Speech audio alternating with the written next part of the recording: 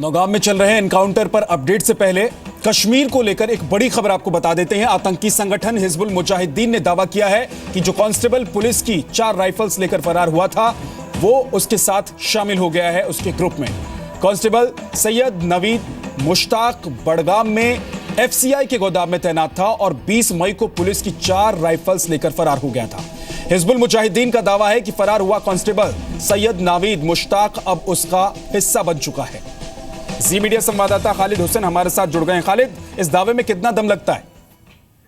देखिए, एक official press note है उनका, जो उनका प्रवक्ता है उसको बताता है शहीद बुरहानुद्दीन। उसने यहाँ के स्थानीय लोकल एजेंसी CNS को ये बताया है। अक्सर वो लोग इन्हीं लोकल एजेंसीज को ये बुरहानुद्दीन जो है प्रेस रिलीज करके अपनी बात बोलते हैं। तो कल उन्होंने यही बात दोहराई है कि जो सैयद नवीद, जिसने बडगाम से 4 सर्विस राइफल्स लेके वो कम हुआ था और उसके बाद वो तलाश उसकी जारी हुई थी, लेकिन अचानक से प्रेस रिलीज आया कि वो हिजबुल मुजाहिदीन मिलिटेंट आउटफिट में शामिल हुआ है। मैं आपको ये भी बता दूं विजय कि ये पहली घटना नहीं है। लगभग 2015 में भी ऐसा ही एक कांस्टेबल साउथ कश्मीर से राइफल्स लेके मिलिटेंट संगठन में शामिल हुआ था। 2016 में भी श्रीनगर में ही एक मंत्री के घर से गार्ड राइफल्स लेकर एक मिलिटेंट संगठन में शामिल हुआ था और आज फिर ये ऐसी घटना देखने को मिली है। अब हमारे साथ बने रही खालिद, क्योंकि एक और अपडेट आपसे लेना है। कुपवाड़ा के नौगाम में एनकाउंटर जारी है। आतंकियों के साथ हो रही मुठभेड़ के 48 घंटे पूरे हो चुके हैं और अब भी सर्च ऑपरेशन जारी है। नौगाम में इस वक्त मौसम खराब है, बारिश हो रही है और ऐसे में सेना को ऑपरेशन करने में मुश्किलात भी आ रहे हैं। इस एनकाउंटर में 4 पाकिस्तानी आतंकी ढेर हो चुके हैं, जबकि सेना के 3 जवान भी शहीद हो गए हैं। आशंका है कि कुछ और आतंकी छुपे हुए हैं जिनकी तलाश में कॉम्बिंग हो रही है। खालिद, इसमें क्या अपडेट है? क्या सर्च ऑपरेशन चलाया जा रहा है या एनकाउंटर हो रहा है या दोनों साथ साथ चल रहे हैं?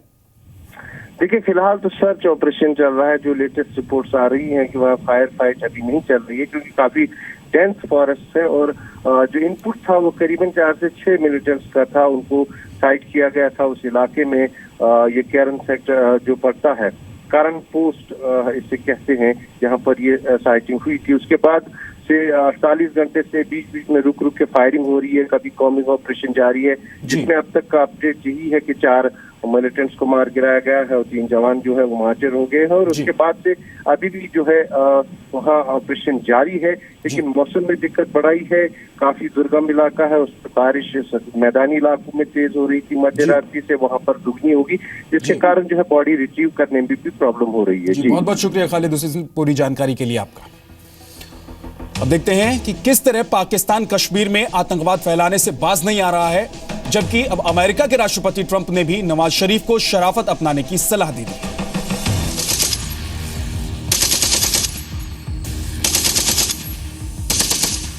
कश्मीर में चल रहे इस एनकाउंटर को 2 दिन से ज्यादा हो चुके हैं। कुपवाड़ा का नौगाम एक बार फिर लंबी मुठभेड़ का गवाह बना है।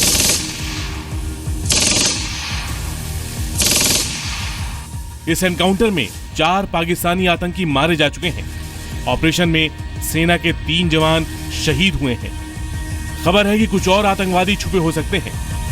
बताया जा रहा है कि ये मारे गए 4 आतंकी पाकिस्तान की बॉर्डर एक्शन टीम, जिन्हें हम बुज़दिल एक्शन टीम कहते हैं, उसी का हिस्सा थे।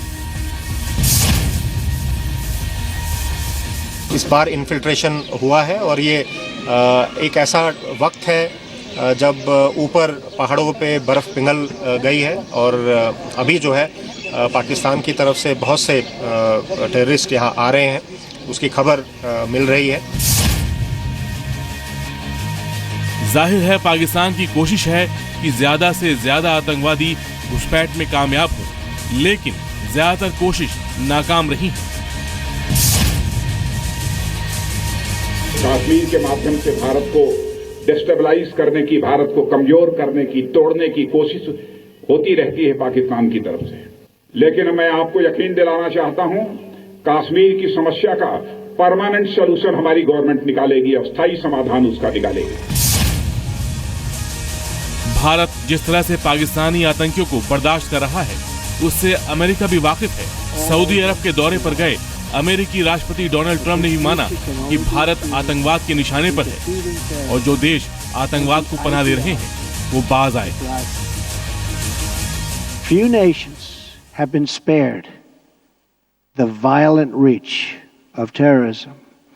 America has suffered repeated. India, Russia, China, and Australia have all been victims.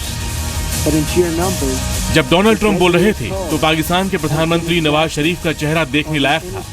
सवाल है कि क्या पाकिस्तान एहसास होने के बावजूद बाज आएगा? Our armed forces have set an example for the whole world in cleansing these barbarians from their portholes. I am grateful to Almighty Allah for bestowing this honor and pride on me to command such a brave, professional and dedicated army, and I have no hesitation in saying that ours is the best army in the world.